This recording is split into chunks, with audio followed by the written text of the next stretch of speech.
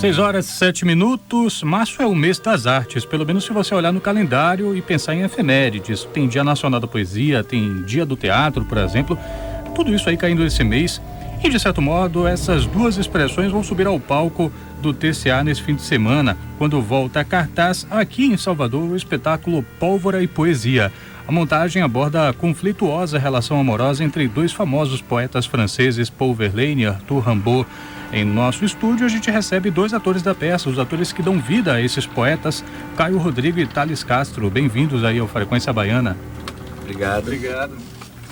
Bom, essa relação entre os poetas, ela já foi encenada em peças, inclusive num filme, tem um filme bem conhecido, né, com o David Thewlis e o Leonardo DiCaprio, falando dessa relação, né, que é Eclipse de uma Paixão. O que existia na relação entre esses dois poetas que faz com que a relação em si, às vezes, seja conhecida quase tanto quanto a própria obra deles? Boa noite, gente.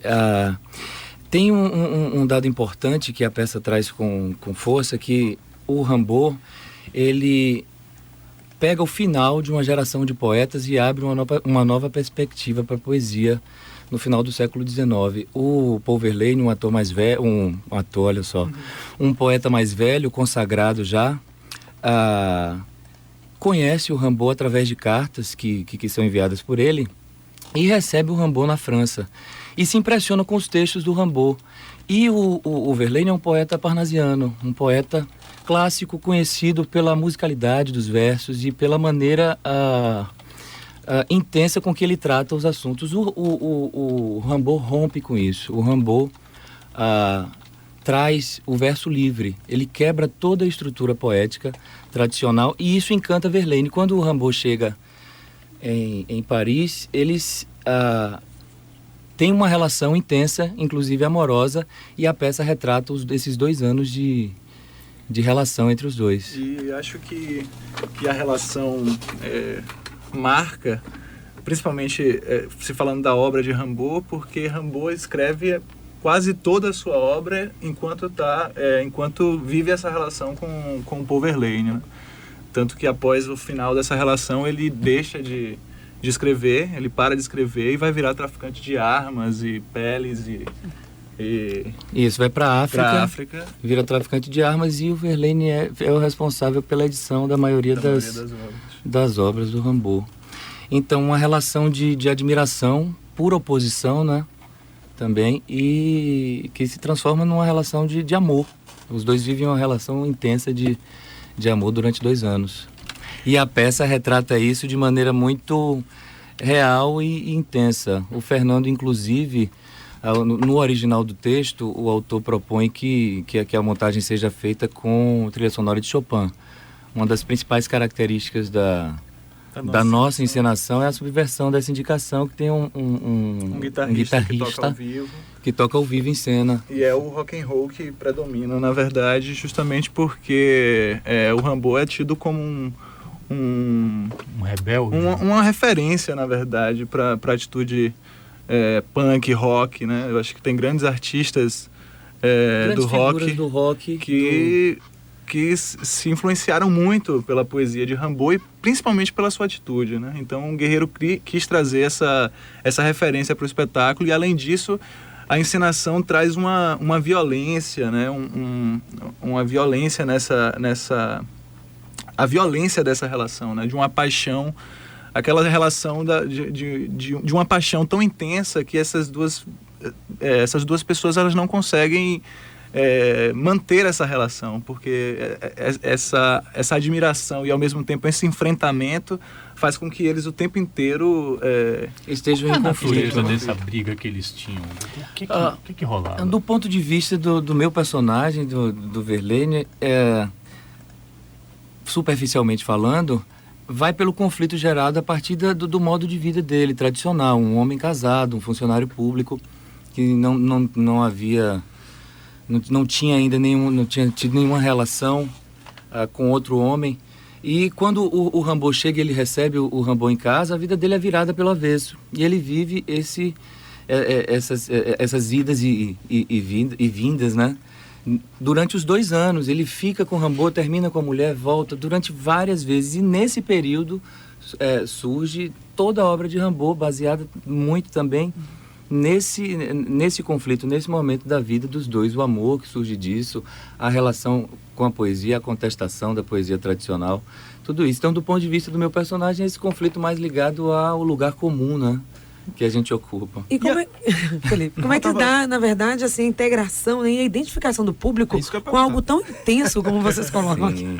A reação do público, né, que sempre é uma preocupação de quem trabalha com o público, né, saber como é que o público vai reagir a isso.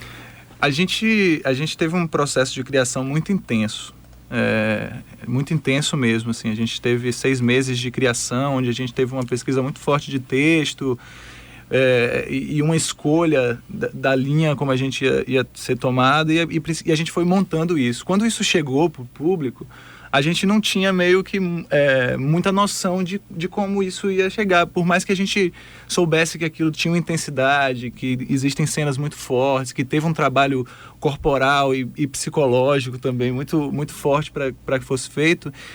E veio a encenação de Fernando Guerreiro, que realmente é uma experiência, né? É uma experiência para quem assiste. A gente tem um cenário que é uma mesa de 6 metros, 2 cadeiras e 2 atores,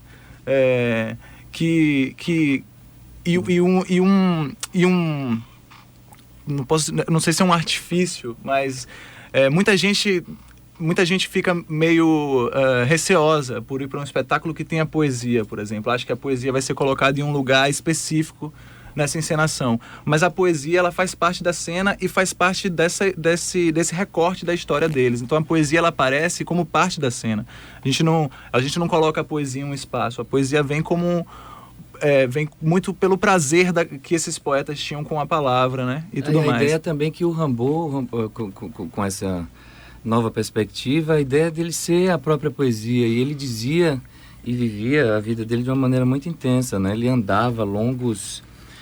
fazia longos percursos a pé e escrevia e vivia uma relação conflituada com a família também.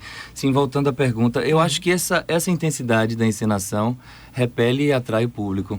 A gente está em cena a 1,5 metro da plateia. A plateia fica em volta da mesa, a gente faz uma arena, no TCA vai ser uma arena com 300 lugares, onde a gente já teve a oportunidade de fazer também no ano pós-estreia, a gente foi convidado e foi ótimo, teatro lotado, as pessoas voltaram também. Foi uma experiência ótima e foi o lugar onde a gente recebeu mais público ao redor da mesa, né? Então, voltando, é de atração e de repele e atrai. Por quê? Porque mexe com emoções e mostra atitudes que a gente deseja, de alguma forma, ter, a grosso modo falando. A gente deseja também viver um lado menos duro da vida, viver uma relação mais intensa, abrir espaço para outros tipos de realidade. E Fernando, 35 anos de experiência, já entende e sabia onde estava mexendo. Como o Thales falou, a gente trabalhou durante 6 meses e a gente foi tão bem cuidado que a gente não se preocupou com o resultado da cena.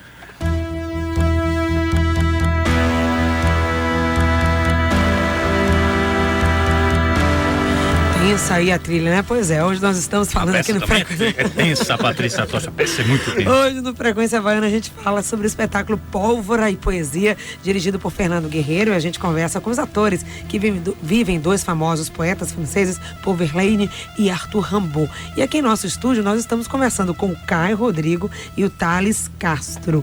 Pois é, estamos falando exatamente sobre essa participação do público, né? E como é que vocês se prepararam para fazer esses papéis e também como é que vocês reagem aí diante da participação do público? Então... Peraí, só uma pergunta antes. Vocês vão assistir a peça? Vão? Depois basta convidar. Vocês já estão convidados. Patrícia não vai. Patrícia é uma furuna que você pode imaginar. Patrícia não vai. A machata é minha paixão. Eu aposto 50 reais.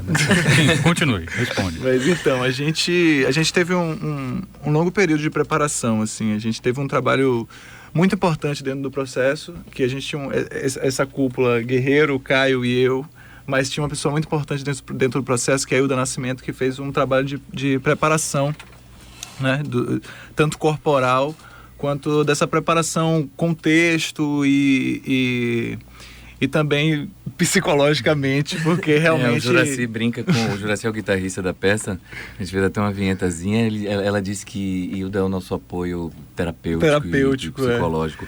Mas brincadeiras à parte, a gente passou 6 meses trabalhando, a gente começou a estudar o texto, porque não é um texto fácil de ser dito, principalmente os poemas de Verlaine.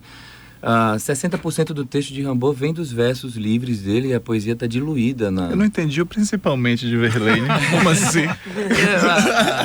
A estrutura da poesia de Verlaine é mais difícil de ser dita, assim, é uma respiração diferente, mais aqui dos bastidores.